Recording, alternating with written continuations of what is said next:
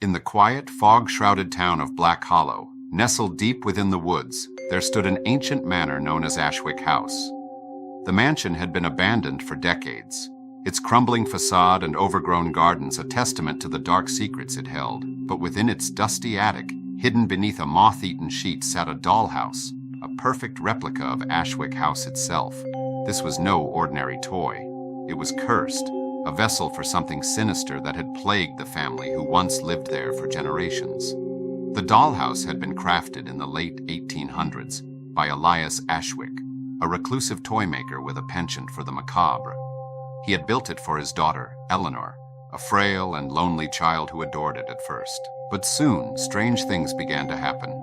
Eleanor claimed the dolls moved on their own, their painted eyes following her as she played. She whispered of hearing faint laughter and footsteps echoing from the tiny rooms. One night, Eleanor vanished without a trace, leaving only the dollhouse behind. The dollhouse was passed down through the Ashwick family, each generation meeting a grim fate. Children who played with it would disappear or go mad, speaking of shadowy figures and whispered warnings.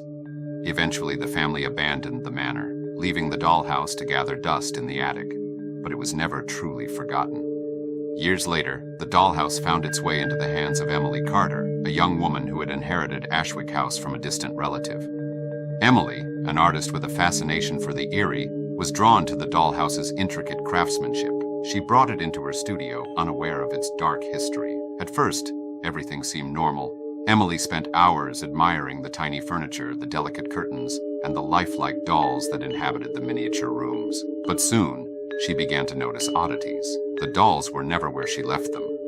A tiny chair would be overturned, or a doll would be facing the wrong direction. She dismissed it as her imagination, but the unease grew. One night, Emily awoke to the sound of faint music, a tinkling melody that seemed to come from the dollhouse. She approached it cautiously, her heart pounding. As she peered inside, she froze. The dolls were moving. They turned their heads in unison, their glassy eyes locking onto hers. The music grew louder, and the tiny figures began to dance, their movements jerky and unnatural.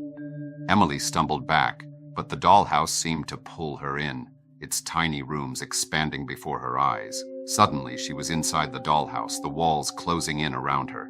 The dolls surrounded her, their painted smiles twisting into grotesque grins. She tried to scream, but no sound came out. The music swelled, drowning out her thoughts as the dolls closed in. When Emily's friends found her days later, she was sitting in her studio, staring blankly at the dollhouse. Her eyes were wide with terror, and her lips moved silently, as if whispering to someone only she could see. The dollhouse sat innocently on the table, its tiny inhabitants arranged perfectly, as if nothing had happened. But those who looked closely would notice something strange. Among the dolls was a new addition, a tiny figure with Emily's face, her expression frozen in a silent scream. The dollhouse had claimed another victim, and it waited patiently for the next generation to fall under its spell. To this day, the haunted dollhouse remains in Ashwick House, its curse unbroken.